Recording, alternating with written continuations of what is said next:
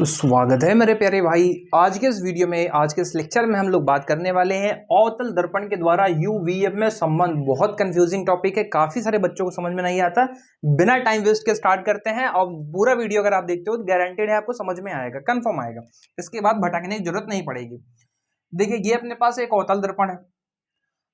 हमने क्या रखा है, वक्रता केंद्र से पीछे एक वस्तु को रखा हुआ है। वस्तु हमारी है OO डैश, ठीक है।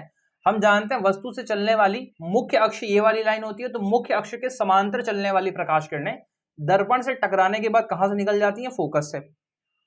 और जो प्रकाश किरणें वक्रता केंद्र से गुजरती हैं वो टकरा करके उसी मार्ग पे लौट भी जाती हैं। तो यानी ये हमारी आपतित किरण हो गई, ये परावर्तित किरण है, और ये वाली हमारी कौन सी किरण हो जाएगी, ये दूसरी किरण हो जाएगी।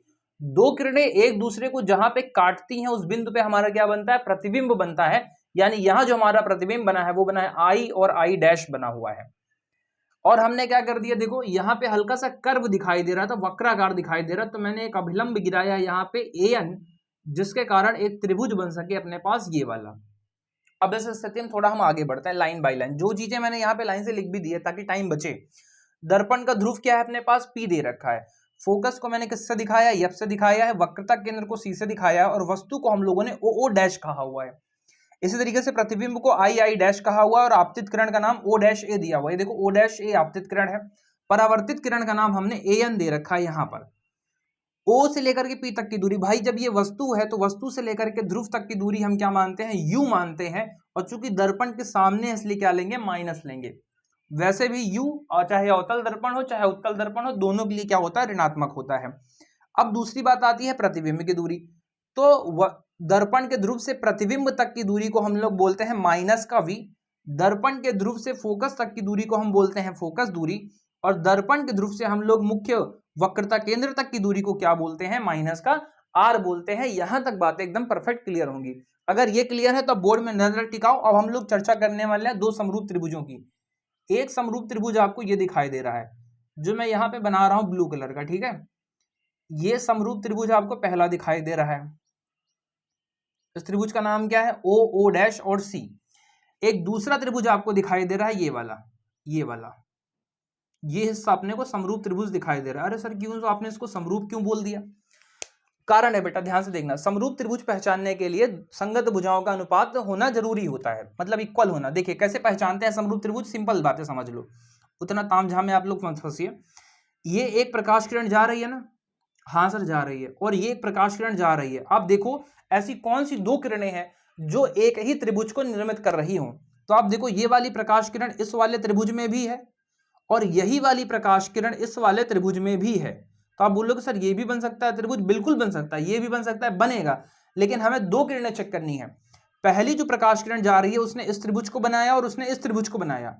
अब दूसरी प्रकाश किरण चेक करो, तो ये वाली किरण है, इस वाली किरण से ये वाला त्रिभुज बन रहा है, और इसी वाली किरण से ये वाला त्रिभुज भी बन रहा है। पर इसी वाली किरण से ना तो ये त्रिभुज बन रहा है ना तो ये वाला। इसका मतलब हुआ कि ये वाला त्रिभुज और ये वाला त्रिभुज अपना क्या हो जाएगा, समरूप हो जाएगा। बताओ ये बातें आपको क्लियर हुई, एकदम अच्छे से कॉन्सेप्ट समझ में आया? हाँ सर एकदम पक्का हो गया। अब तो हम लोग समरूप पहचान लेंगे। तो फिर अब क्या लिखोगे, आप यहां लिखोगे समरूप त्रिभुज। समरूप त्रिभुज, तो त्रिभुजों के नाम कौन कौन से होंगे, देखो OO dash C, OO dash C, तथा अपने पास दूसरा त्रिभुज कौन सा हो गया, I dash C। I dash C में हम जानते हैं समरूप त्रिभुजों की संगत भुजाओं का अनुपात बराबर होता है। संगत भुजा मतलब जैसे ये लाइन खड़ी है तो ये वाली लाइन भी खड़ी है, तो हम इसको देख लेंगे। देखो OO डैश बटे इसकी संगत भुजा क्या हो जाएगी, I डैश बराबर ये वाली भुजा लंबी लंबी लेटी है, ये वाली भी लेटी है, तो OC बटे CI, यहां हो जाएगा OC बटे CI हो जाएगा। और ये हमारे पास इक्वेशन नंबर 1 बन करके आ जाएगी। इसी प्रकार अब हम लोग लेंगे दूसरा समरूप त्रिभुज लेंगे। इसी तरह अब दूसरा जो समरूप त्रिभुज होगा, समरूप त्रिभुज कौन सा वाला, यहां मैं रेड कलर से बनाता हूं इस त्रिभुज को, देखो ताकि आप परफेक्ट समझ पाओ। यहां मैं क्रॉस बना दे रहा हूं। एक त्रिभुज अपने पास ये दिखाई दे रहा है जो मैंने रेड कलर का यहां पे हिस्सा मार्क किया, और एक दूसरा त्रिभुज अपने को यहां दिखाई देगा। अच्छे से मैं फिल कर दूं ताकि आपको किसी भी प्रकार की कंफ्यूजन ना बचे, है ना। और इसके तुरंत बाद आप क्या करिएगा, कॉपी पेन निकाल करके बैठिएगा और एक बार इसको पूरा पूरा कर डालिएगा, ठीक है। ये मैं लाइन भी खींच दे रहा हूं यहां से रेड कलर का, ये हिस्सा जो छूटा हुआ है उसके ऊपर चर्चा मत करो, उसको छोड़ दो।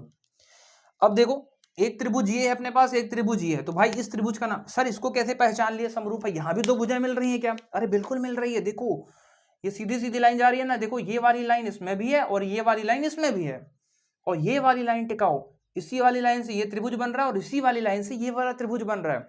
इसका मतलब यह हुआ कि समरूप त्रिभुज एफ एन ए, कौन कौन सा?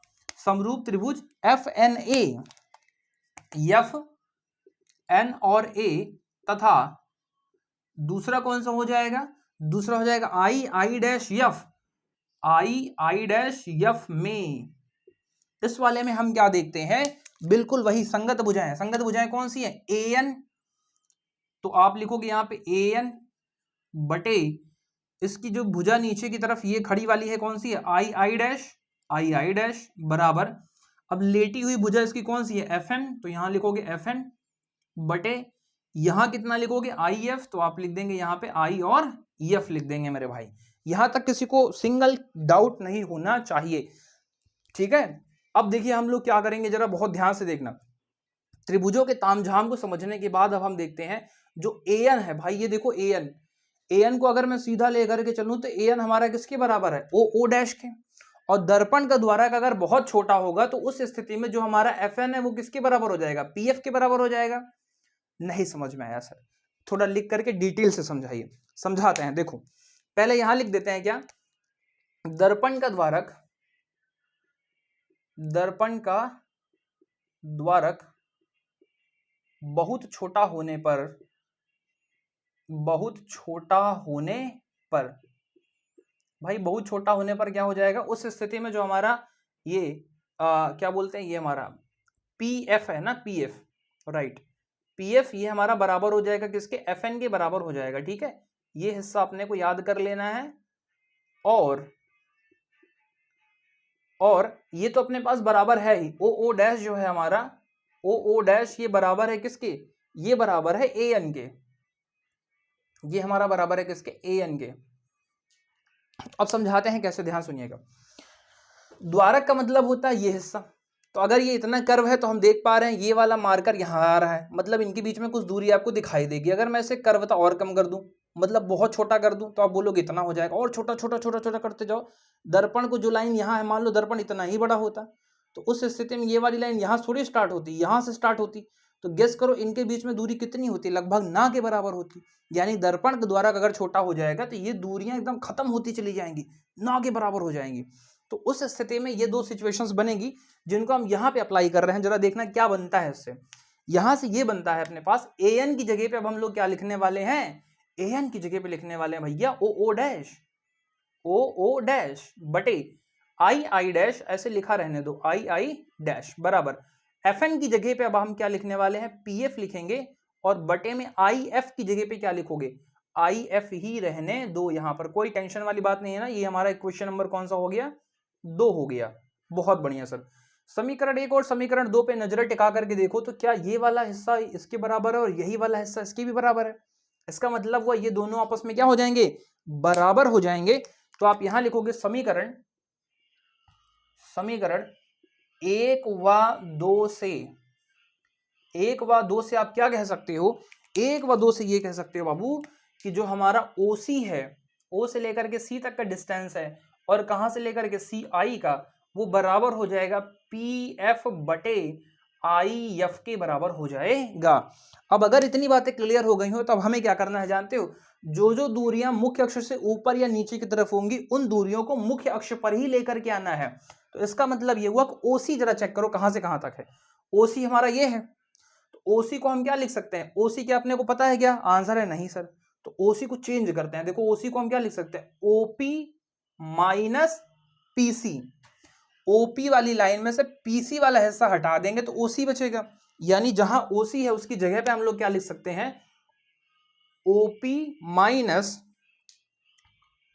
PC बटे CI, C से लेकर के I तक की दूरी को देखो, PC में से PI घटा दो, तो यहां लिखोगे आप PC माइनस PI बराबर PF चेक करो कहां से, P से लेकर के F तक की दूरी तो अपने को पता है ना PF, तो इसको छेड़छाड़ मत करो, इसको PF को PF ही रहने दो, बटे में IF, आई से लेकर के एफ तक की दूरी हमें नहीं पता है ना, ये इतनी छोटी दूरी हमें नहीं पता है, हमें यहां से यहां तक की दूरी पता है। तो आप क्या करो, आई एफ को चेंज कर दो, पी आई में से पी एफ घटा दो। तो आप बोलोगे सर पी आई में से पी एफ को हम क्या कर दे रहे हैं, माइनस कर दे रहे हैं, और जो आएगा वो हम लोग देख लेंगे। मुबारक हो, अपना कैलकुलेशन धीरे धीरे कंप्लीट होने की कगार पे बढ़ रहा है। जरा मान रखते हैं ओपी, ओपी कितना दे रखा है, माइनस का यू दे रखा है, तो यहां आ जाएगा माइनस का यू। पीसी कितना दिखा बबुआ, पीसी लिखा हुआ है माइनस का आर, तो यहां रखोगे माइनस का आर बटे में पीसी कितना है, माइनस का आर है, और पी आई कितना है, चेक करो यहीं से, पी आई कितना है, माइनस का वी है अपने पास, इक्वल में पी एफ का मान कितना दिया हुआ है, पी एफ है अपने पास माइनस का एफ बटे में पी आई, तो पी आई है अपने पास माइनस का वी, और पी एफ वापस से कितना है अपने पास, माइनस का एफ है।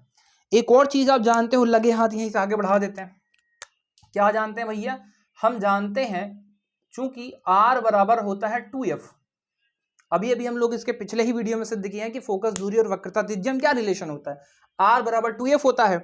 तो इसका यह मतलब हुआ कि अब जरा कैलकुलेशन आगे बढ़ाते हैं, देखिएगा बहुत ध्यान से, माइनस का u है अपने पास, हाँ सर है, माइनस माइनस प्लस, R की जगह पे क्या रख देंगे, 2f रख देंगे, बटे में माइनस आर, तो माइनस का 2f रख देंगे यहाँ पे, राइट, माइनस माइनस प्लस, ये कितना है सर, v है, बराबर में अपने पास क्या है, माइनस का f है, बटे में क्या है, माइनस का v है, और माइनस माइनस प्लस का क्या है अपने पास, f है।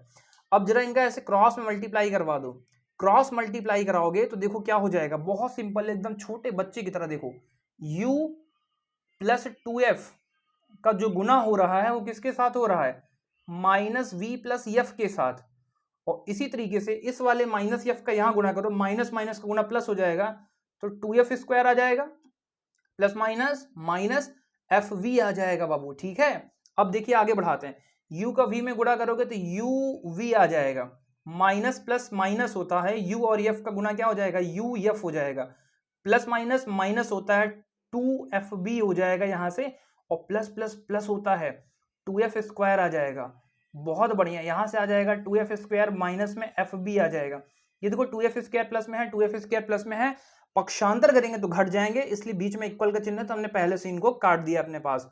अब जरा देखो यहाँ पे अपने पास माइनस का 2fv है, यहाँ पे माइनस का fv है, तो हमें पता है जो uv आएगा, uv माइनस uf बराबर में कितना आ जाएगा, इसको उधर लेके जाएंगे तो 2fv माइनस fb आ जाएगा।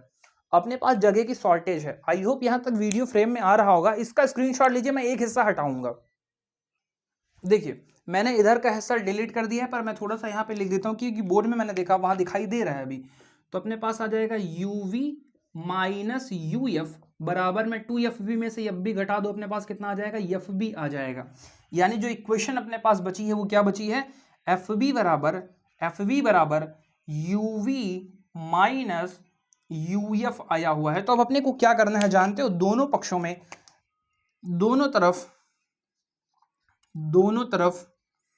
u, v और f से भाग करने पर, चलिए भाग दे दीजिए, इनका भाग दे दीजिए फटाफट से, क्या हो जाएगा देखिएगा बहुत ध्यान से, जब हम यहां भाग करेंगे तो ये हो जाएगा fb बटे में uvf बराबर uv बटे में uvf माइनस uf बटे में uvf, तो देखो इसमें u और f कट जाएगा, यहाँ पे uv कट जाएगा, यहाँ पे क्या कट जाएगा, fv और fv कट जाएगा, तो अपने पास आ जाएगा 1/u बराबर 1/f माइनस 1/v, यानी फाइनल जब फार्मूला हम लोग लिखने के लिए बढ़ेंगे आगे, तो यहां पे मैं लिख रहा हूं अलग कलर चेंज करके, ये क्या हो जाएगा देखना, 1/f बराबर, ये माइनस का v उधर ले जाओगे तो 1/v प्लस 1/u, और यही हमारा उत्तल दर्पण के लिए